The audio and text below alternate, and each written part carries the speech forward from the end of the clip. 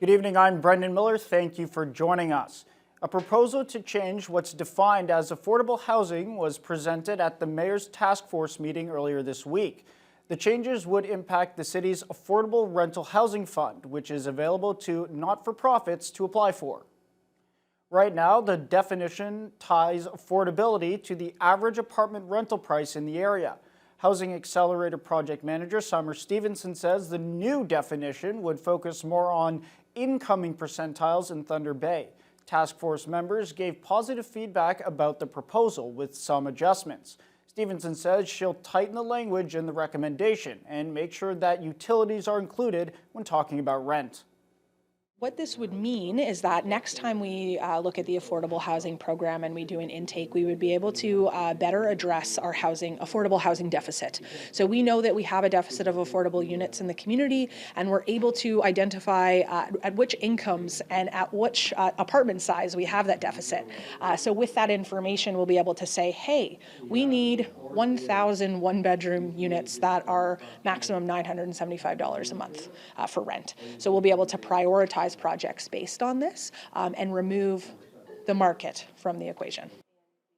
The policy will be revised before going back to the task force during their April 4th meeting. If approved, the proposal will be brought to City Council in June. The Lakehead the Lakehead Social Planning Council will receive an additional $1 million in federal funding this year. The money was announced by Thunder Bay Superior North MP Patty Haidu earlier this week. The funds are meant to help reduce the number of people living in homeless encampments by providing support in a few key ways. Some of the money will go toward helping people catch up on overdue rent and bills, hiring more staff to connect with those in need, and assisting people in securing permanent, long-term housing. It will also help cover amenities for those in transitional housing. Additionally, a portion of the funds will be given to other organizations to support dedicated transitional housing units for people who might otherwise be living outdoors. Haidu says it's important to take a holistic approach when addressing homelessness. The City of Thunder Bay has received millions through the Housing Accelerator Fund, but people who are very vulnerable sometimes need supports to be able to continue to stay in housing, to be connected to the services and the resources that they need, to be able to feel connected to community. And so Lakehead Social Planning Council provides that support and that coordination amongst all the different partners in the city that are working to ensure that people have a safe place to call home. Thunder Bay has a new record store, Vinyl Frontier, in the waterfront downtown district. The shop is a one-stop hub for all things music and pop culture. Emma Chilton has more. Music lovers have something to celebrate today as a brand new vinyl record store opens its doors right here on Cumberland Street. Whether you're a seasoned collector or just discovering the magic of analog sound, this new spot promises a treasure trove of classic hits and modern favorites, all on vinyl. Local vinyl collector moves his collection from pop-up shops to brick and mortar. Vinyl Frontier is Thunder Bay's vinyl, cassette, and pop culture hub for collectors or music lovers. Shop owner Chris Burnt says his passion for music and sharing music with others compelled him to open his vinyl store. We did pop-ups for about 2.5 years, and we were doing all the big ones, Buskers Fest, Westford Street Fair, Rib Fest, ThunderCon. And carrying this around with me and my wife was a big process. It would take us probably 7 hours to set up here and there. We got the room in December to do pop-ups on the weekends, and we decided to stay. The new hub offers new and used records, books, DVDs, cassettes, pop culture collectibles, toys, comics, and also sells, buys, and trades music memorabilia. Burnt says he curates used records to restore and preserve them. Well, we deal with a lot of used stuff, whereas Sunrise Records will bring in a lot of new titles. We stick with just a few eclectic new titles, stuff that I like and I think that will sell, but I focus mainly on used titles. I clean the records, I flatten the records, so I kind of curate the collection personally. Not to say other places don't do that, but I think we do it a little bit more. I don't know anybody that flattens records in Northern Ontario. The shop was busy with customers browsing the collection and enjoying the vibe in the shop. Customers were happy to share their thoughts on the new vinyl store. I found a lot of 80s and 90s music, which I like a lot because my mom always played it in the car and still does. So I'm kind of inspired by it, and I love the store. It's really nice, friendly people. I found some music I liked here. I like Taylor Swift, Olivia Rodrigo, and Ed Sheeran too. So it was really exciting to see a record store open up in town that has a lot of new and used titles. It is really coming back on social media. It's kind of the cool thing to do, collect and play vinyl records. So it was super exciting to see a place open right down the street from home. It being a family member as well, it makes us super proud to be able to support our family while collecting things that we love. Emma Chilton, TBT News. There's a new art exhibition on display at Goods & Co. Market. It features creations of Jean Boschkaken, a local artist originally from Seine River First Nation, and his works of art are simply breathtaking. Boschkaken is a portrait artist who focuses on the Indigenous community with ties to it himself. To complete these immaculate pieces, he says it takes roughly 4 days to 1 week.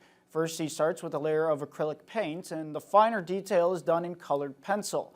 Boschkaken says he takes inspiration from both his past, other artists, and Indigenous culture as a whole.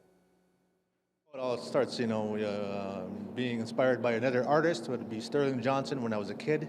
And my mother, she was totally, she instilled the culture in me, from when I was a child. And so those would be my two first main inspirations.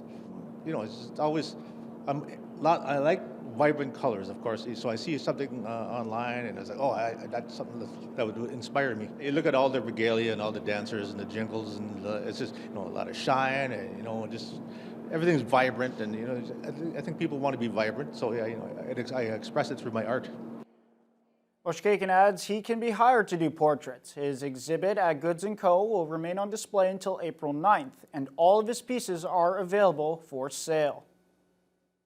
In February, Westgate High School's production of Freaky Friday fundraised for Pro Kids. Yesterday, they presented the organization with a check for $5,000. The funds were raised through the community outreach sponsorship and ticket sales. Drama teacher and production director Leah Nadine says that it was important for the drama class to pick a charity that also supports the arts. Of course, so raising $5,000 for Pro Kids has been incredible. We're very proud as Tigers to have been able to raise that amount and give back to our community that does so much for our students here. And I think it's an outstanding amount that will help so many kids do things that they love outside of the school setting. So this really means a lot in, getting the word out there that Pro Kids does support the arts, and anyone that wants to do any kind of programming in the arts or any kind of activities, events in the arts, that we can assist with that. Miigwech, for the donation, and we really appreciate it. But we do have several partners that are specifically with the drama arts. So if anyone's interested in those programs, we would love to see the money go that way. The proceeds will go to programs that support youth and arts in the community. Prime Minister Mark Carney is set to call a snap election tomorrow, launching a spring campaign to elect Canada's next Prime Minister. And we've learned voting day will come as soon as election rules allow, April 28th. CTV's Jeremy Charon reports. When Prime Minister Mark Carney returns to Rideau Hall Sunday, just days after being sworn in, this time it'll be to launch an election campaign that will send Canadians to the polls.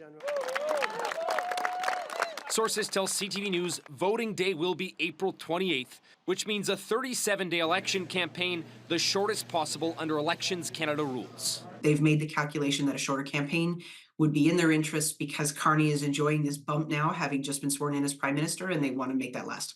A short campaign that will officially kick off tomorrow, but feels like it's already underway. The Liberals today announced they're making the federal dental care program available to millions more Canadians, expanding eligibility. This is because New Democrats fought for it. But the threat in front of us is that Mark Carney has said he has promised deep cuts to the operating budget. And with Pierre Poilievre, he's been very clear. He would cut dental care. While Pierre Poilievre this morning, way to go, guys. Thank you very much, made campaign-style stops at Ottawa businesses meeting with supporters. He fixes watches, which means that he knows that it's time for a change. That's what the Conservatives are pitching. The election comes at a time when the biggest change has been in the polls. Now we've got this absolute horse race of an election where the Liberals look like they were dead, gone, and buried. And now it's anyone's guess who will win this election. An election which polls also indicate will be focused on a single issue.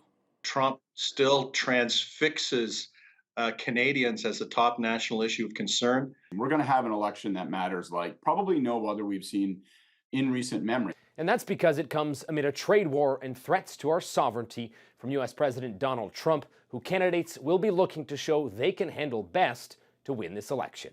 Jeremy Sharon, CTV News, Ottawa.